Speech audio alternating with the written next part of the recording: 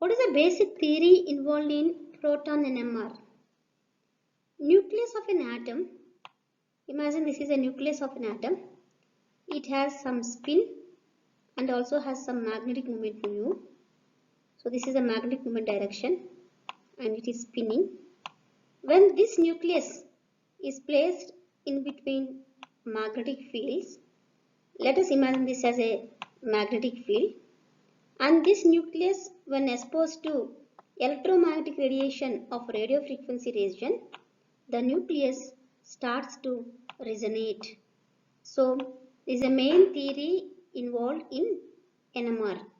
So what is again? Nucleus of an atom, when placed in the magnetic field and exposed to radio frequency region or electromagnetic radiation of radio frequency region, it starts to resonate at a specific frequency of that radiation. So NMR uses radio frequency radiation. Radio frequency region is of about 3 into 10 power 6 to 3 into 10 power hertz frequency, 1 meter to 1 centimeter wavelength. Generally we study in the radio frequency region nuclear magnetic resonance spectroscopy and electron spin resonance spectroscopy. What type of nuclei have spin? Nuclei with odd number of protons or odd number of neutrons. Nuclei with odd number of protons and or odd number of neutrons, they have spin. So as you all know how to calculate the number of protons, mass number minus atomic number gives number of protons, and atomic number gives the number of protons and number of electrons.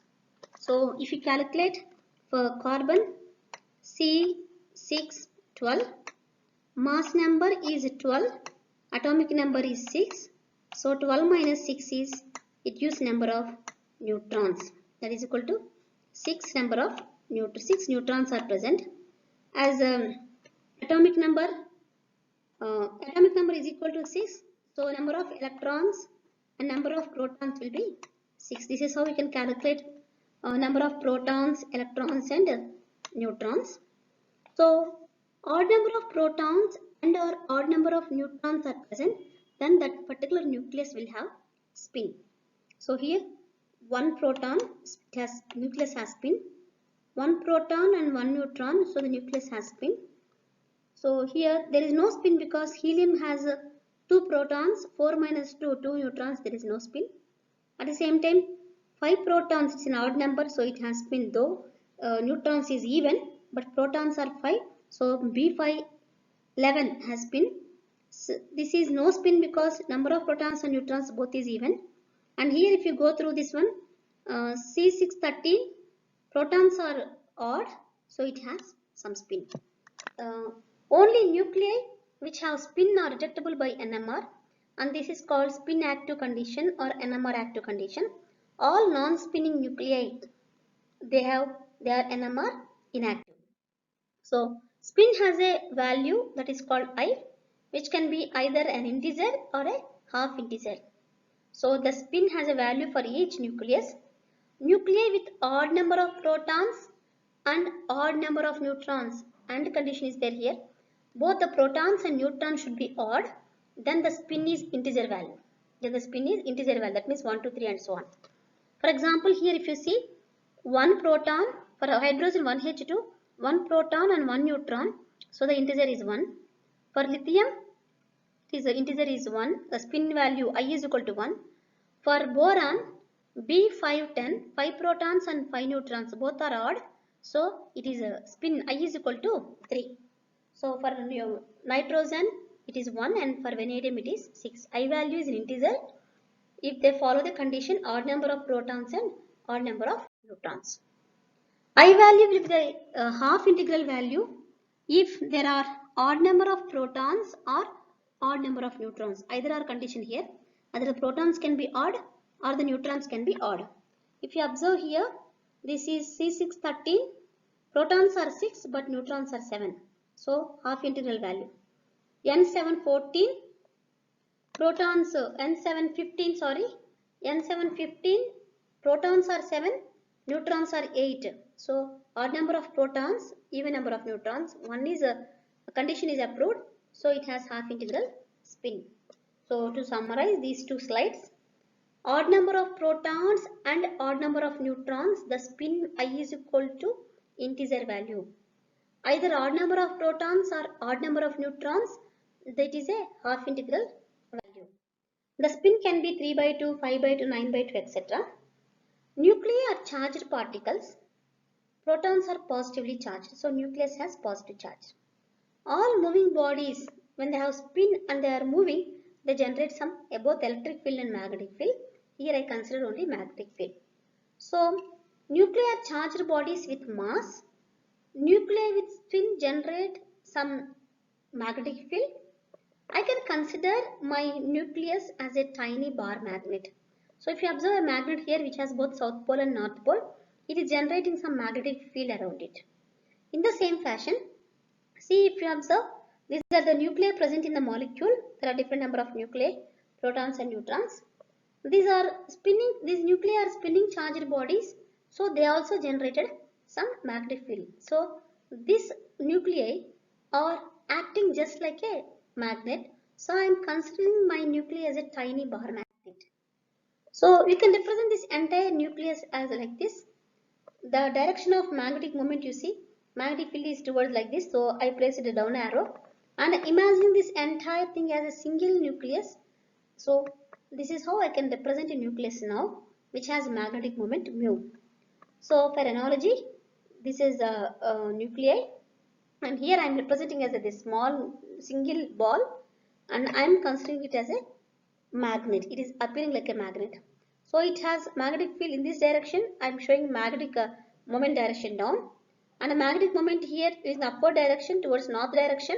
So I am showing towards up. So nuclei may have the magnetic moment either towards north direction or towards south direction. So nuclei can be either towards north or south. They have two different orientations like this. So under normal conditions, nuclei are free to orient their spin randomly. Under normal conditions, when there is no magnetic field, nuclei have spin in their own direction randomly. But when we apply magnetic field, they will align their spins in a specific way and they generate a condition called spin states. When you keep the nuclei or the nucleus in the magnetic field, it aligns itself along with the direction of the magnetic field and they generate states called spin states. So this is called Zeeman effect, splitting of the states in the presence of magnetic field. The total number of spin states available to the nucleus in a magnetic field is given by 2i plus 1 value. I is called the spin value. So for example, if I is equal to half for hydrogen, 2 into half plus 1. 2 into half plus 1, the answer will be 2. That means hydrogen has two spin states, that is plus half state and minus half state. Plus half state is represented as alpha, minus half state is also represented as beta. For example, if I is equal to 3, then we can have 2 into 3 plus 1, that is 7. So we can have 7 spin states per boron. Like this, we can have 7 splittings for boron. For example, for boron 11, I is equal to 3 by 2. So it will be 2 into 3 by 2 plus 1, that is equal to, this value will be equal to 4. So there will be 4 spin states. That means we can have spin states like this. So 4 spin states for B11. This is plus 1 by 2 plus 3 by 2 and these two are minus 1 by 2 and minus 3 by 2. Like this we have 4 spin states. Initially all the spin states are degenerate, but when you apply magnetic field, external magnetic field can also be represented as B0, then all the spin states will just differentiate based on their alignment.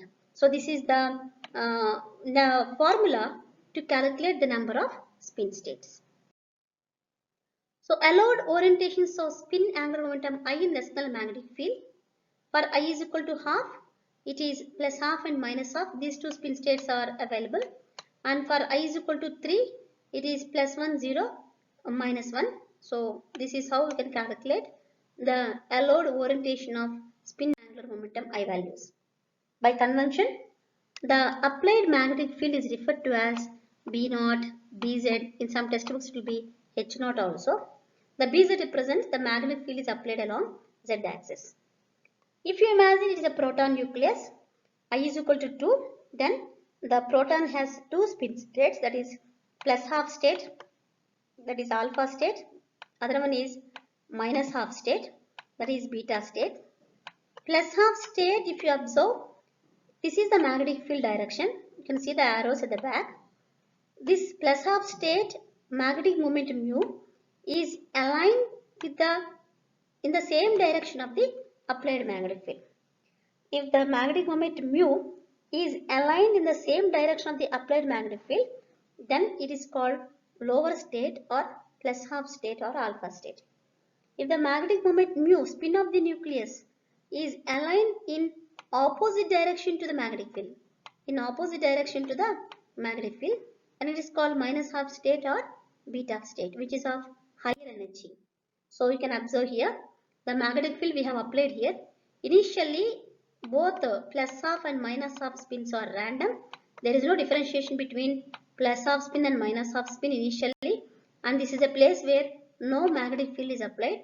All spins are degenerate. They have same energy. They will be moving randomly. Once you apply magnetic field here, there is a splitting of the spin state, that is Zeeman effect. So here if you observe, this is aligned condition and this is opposite condition. So this is of higher energy and this is of lower energy. If you increase the magnetic field, the difference between these two states also increase. If you increase the magnetic field, to summarize, we have gone for criteria of NMR activity and splitting of nuclear spin states in the presence of magnetic field. Thank you.